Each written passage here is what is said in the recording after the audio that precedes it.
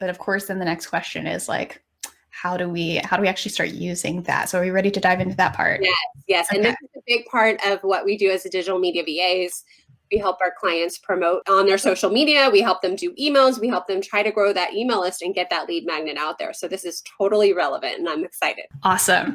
So yeah, I think of it usually in two stages, and it really depends on, everyone listening, it depends on what stage your client is in, whether they're starting from scratch or if they have any sort of existing audience. So first I'm going to give this the starting from scratch kind of guidance here, because our Okay. goal is just to get those first 10 people on an email list, because that's what builds that momentum.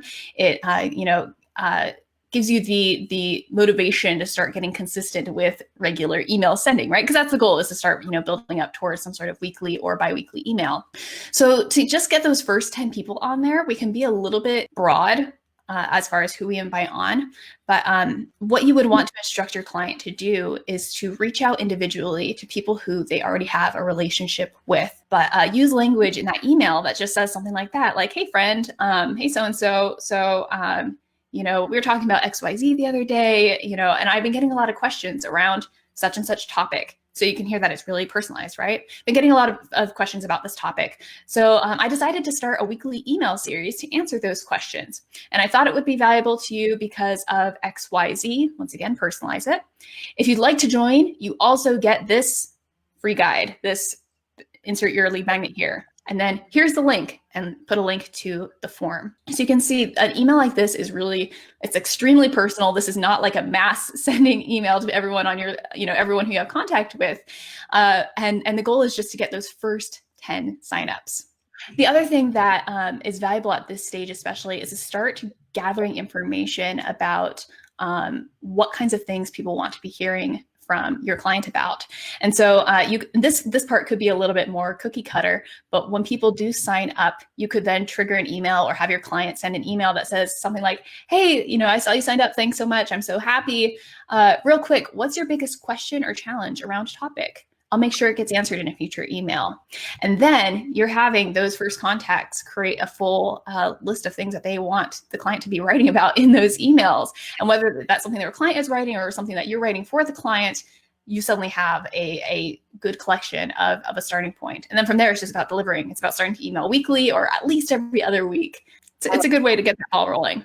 Yes, and a lot of the clients who are starting out, they know they need to email every week. They don't always have the confidence. And so as their VA, you decide to serve those 10 people on the list and just do it. And you'll be surprised by the end of the year how much it will grow. Yeah, and so what you mentioned there is, the idea of actually then growing that. So at this point, you have your lead magnet, you've got your first 10 people on the list, or I want to talk more about how to get that lead magnet in front of more people. And so if there are someone who does have, say, a big social media following but no email list, you may be able to skip that for those first 10 people. It's still helpful, but you may just go ahead and start rolling into the strategies that have a much wider audience. So I just want to walk through a couple of those, some things that I'm seeing that are working right now.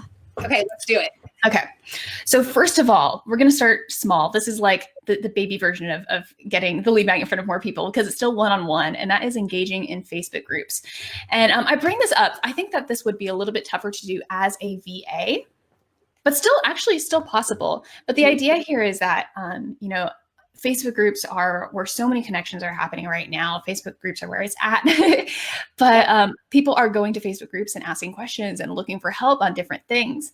And so if you are paying attention, if you have chosen, 2 or 3 groups that you are devoting attention to, as a client or as a VA, those are places where you can start to respond to questions and offer value. I'm trying to think about how you might do this as a VA. This could be something where maybe you're, answering questions, within the client's account, if that's something that they want to outsource in that way, or even if it's something that you are recommending your client as, a third party.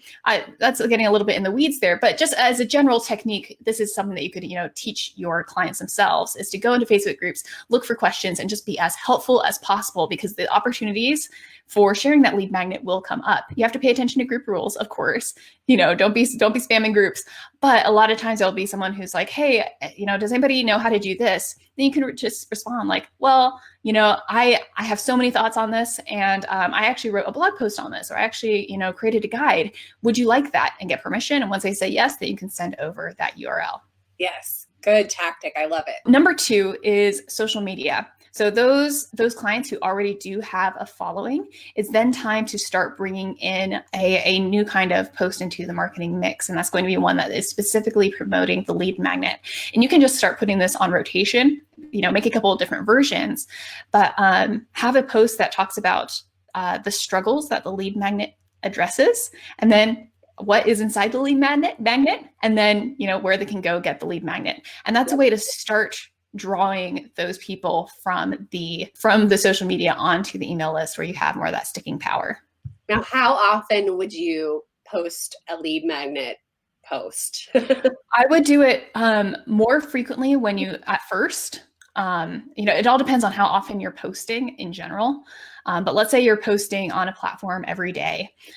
Well, then maybe for 2 weeks, you post 2 times a week. That would probably be a pretty good amount. It's getting seen. There's a good chance of it being seen, but it's not being obtrusive. Of course, each post is going to be different. So you're not just spamming the same post over and over. You're talking about different aspects of the lead magnet, or maybe different ways that someone could use it, different photos of the lead magnet, or different, lifestyle photos that you're using to promote that lead magnet. So you're talking about it in different ways. But I'd say 2 weeks, 2 posts per week would be good. And then from there, zoom out to maybe once a week, and then maybe 2 every other week, because you still want to be bringing it up for new followers who maybe have never even heard about it, right?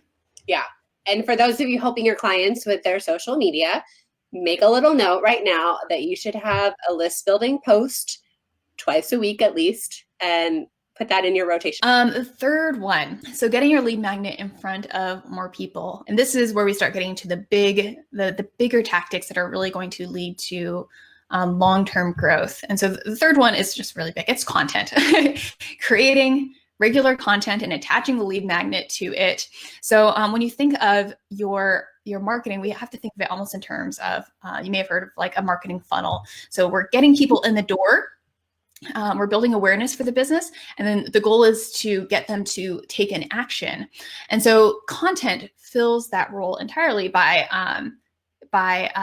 if you're creating content, you can be promoting it to Pinterest, to Medium, you can be search optimizing it, you're getting it out in front of people, and it catches the attention of the right people, and then they can scroll down. By the time they're at the bottom of the blog post or whatever kind of content it is, they're interested enough to say, okay, I can go ahead and opt into this lead magnet. That sounds interesting. That's a natural next step.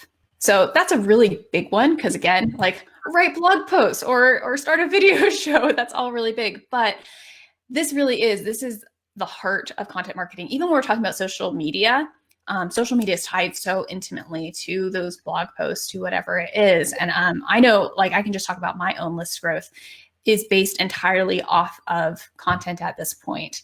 I do very little, visibility pushes. I don't run ads for my list. All I've done is written a couple articles. Well, no, I've written lots of articles, but a couple of them I have spent a lot of time doing that search optimization on, and got them ranking higher on Google, which is something that you can absolutely learn, if this is something that you're interested in. Got them ranking on Google, and that just automatically brings in subscribers every day. And so if you can set this up for your clients and get some of those articles ranking for them, it pays off. It really does. This is all in module, let me think, 1 of the VA crash course. We talk about like Google search engine console, and we talk about how to use SEO words to make content. Such a good place to start. Like when it comes to content ideas for anything, whether it's for the lead magnet or for content that you're creating, like your client knows, your client knows what the most common questions are. And if they don't, that is so easy to ask about. And then you can do the tactic you talked about with Facebook. When people are in a Facebook group saying, hey, what paintbrush do you use? You could just post it. And even if you're posting it third party, it still works. Like, oh, hey, my client gets this question all the time. Here you go. And then more people have seen your lead magnet. If you have a client who is more video inclined or more speaking inclined, you can absolutely grow a list, grow an audience through getting interviewed on podcasts and getting interviewed on Facebook Lives, much like this.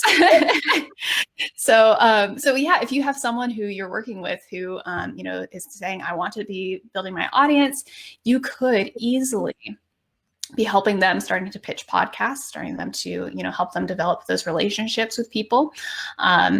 And really at this point, a lot of podcasts especially don't necessarily like the lead magnet shared directly on the show, but the lead magnet can just be on your homepage. That's the technique that I use. I just have it on the homepage, because then if someone is listening to the show and they're like, oh, hey, that was great content, they'll just go check out the URL. Most podcast hosts are happy to have the URL of your website shared, right? They want to promote who they have on. And then that lead magnet is right there ready to convert. Yeah. And then have it on your Instagram, in your bio, or your, you know what I'm trying to say, LinkedIn bio. Plaster it everywhere. Yeah. So when people do search you, it comes up and it's really obvious. It's like, yep. But so those are kind of the 4 big buckets about what I'm seeing working right now. And I know, again, content and getting interviewed on podcasts, those are both, really big ones, but you just got to get started with one. If your client is like, I want to grow in some way, it's like, you don't need to do all of them. Just choose one thing that works, that you've seen work for other people, and start implementing, because it's all about consistency.